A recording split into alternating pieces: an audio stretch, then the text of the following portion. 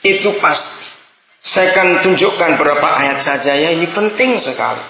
Bagaimana mamah sebagai pewaris kehidupan. Kita buka kitab 2 Raja-Raja. Kitab 2 Raja-Raja mulai pasal 21. Saya akan cepat saja. Ayat 1 mulai. 2 Raja-Raja 21 ayat 1. Oke. Manasye berumur 12 tahun pada waktu ia menjadi raja, dan 55 tahun lamanya ia memerintah di Yerusalem. Nama siapanya? Ibunya ialah Hepzibah. Ia melakukan apa yang jahat di mata Yahweh. Sudah, tinggalkan itu. Masih pasal 21 ayat yang ke 19. Amon berumur 22 tahun pada waktu ia menjadi raja, dan 2 tahun lamanya ia memerintah di Yerusalem. Nama siapanya?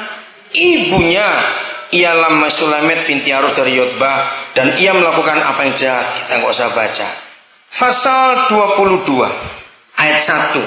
Yosia berumur 8 tahun pada waktu ia menjadi raja, dan 31 tahun lamanya ia memerintah di Yerusalem.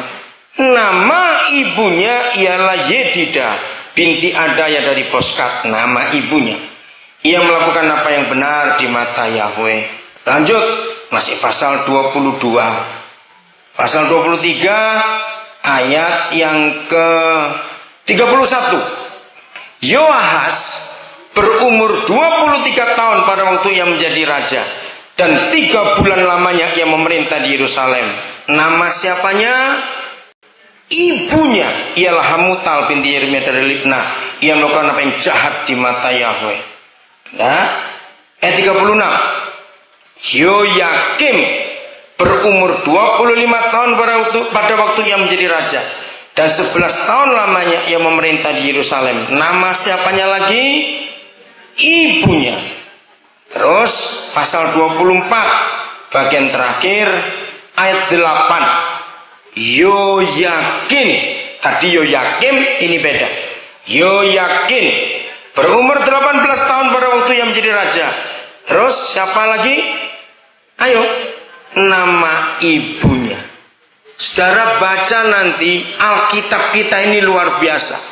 Setiap pemimpin, baik pemimpin Yehuda maupun pemimpin Yerusalem yang tampil, nama siapanya disebut mamanya. Kira-kira artinya apa? Papa di surga berfirman seperti ini. Pemimpin-pemimpin itu cuma ada satu di antara 2 macam, baik dan jahat. Jadi artinya apa? Mereka para pemimpin itu baik atau jahat, waktu masih kecil siapa yang menentukan? Jawab, siapa yang menentukan jadi apa anak itu nanti? Mamanya. Sampai anak itu umur 5 tahun, 7 tahun ke atas, baru papanya yang bergerak. Saudara, mengapa pemimpin Indonesia begitu banyak yang korupsi? Itu terjadi waktu mereka masih kecil. Bagaimana? Kalau nanti Medan akan punya pemimpin baru, wali kotanya, siapa namanya yang jadi seorang Tan siapa? Sopiantan. Dengarkan, saudara, seorang pemimpin bagaimanapun juga, jelek ataupun buruk, baik maupun bagus, sangat ditentukan masa kecil itu oleh mamanya. Bagi yang sudah tua-tua, ama-ama semua, yang jelas gak mungkin punya anak lagi, ajari anak-anak perempuan kita. Kalau kita punya cucu, sampaikan firman ini. Kamu jangan mewariskan yang salah kepada anak-anakmu nanti. Betul tidak? Katakan yang benar, sampaikan yang bagus kepada anak-anak, supaya otak mereka diisi yang benar. Saudara, ini fakta yang luar biasa. Apa yang perempuan simpan di almari hidupnya, apa yang perempuan simpan di almari hidupnya, yaitu di hatinya, itu yang keluar dari mulutnya.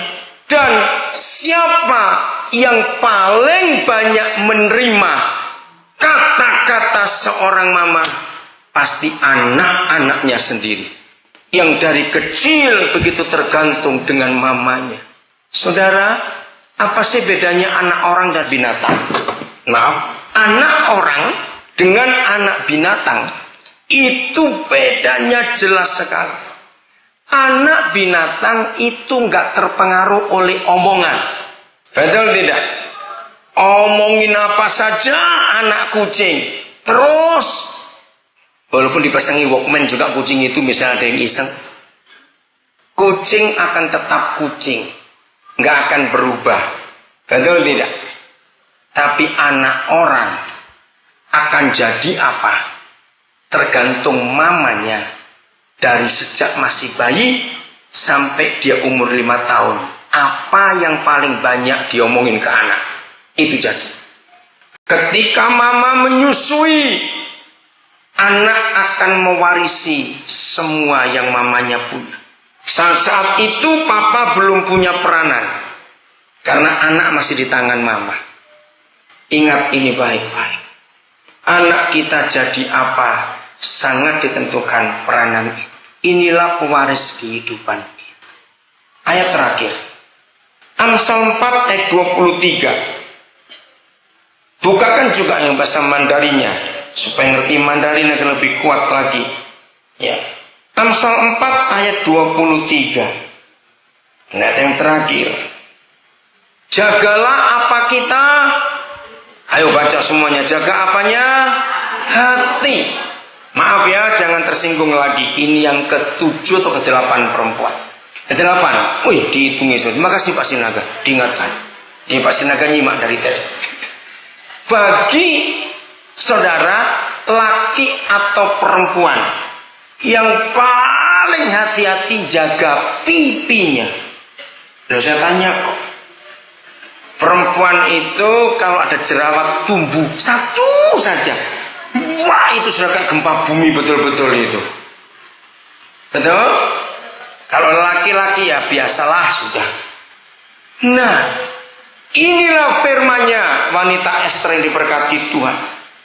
Jagalah apamu? Hatimu. Kalau terjemahan lama, lebih dari segala sesuatu yang harus dijaga. Mandarinnya ada? Enggak ada Mandarin di situ. Oh saya. Oke, nanti baca dulu. Mengapa surga minta kepada kita untuk menjaga hati lebih daripada apa saja? Lihat, karena dari hati terpancar apa? Kehidupan. Nah, sama kalau kita balik. Kalau hati ibu-ibu tidak dijaga dengan hati-hati, maka terpancar apa? Kebalikan kehidupan. Kematian, saudara.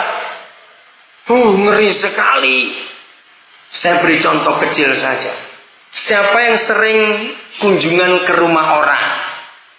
Ya, saya beri contoh ekstrim saja. Ini rumah orang sederhana. Kalau saya nggak berkata miskin. Rumahnya kecil. Aduh, dindingnya pun sudah kelihatan tua sekali. Tapi begitu kita masuk ke rumah orang itu, perabotannya pun nggak kelihatan mahal. Sederhana sekali.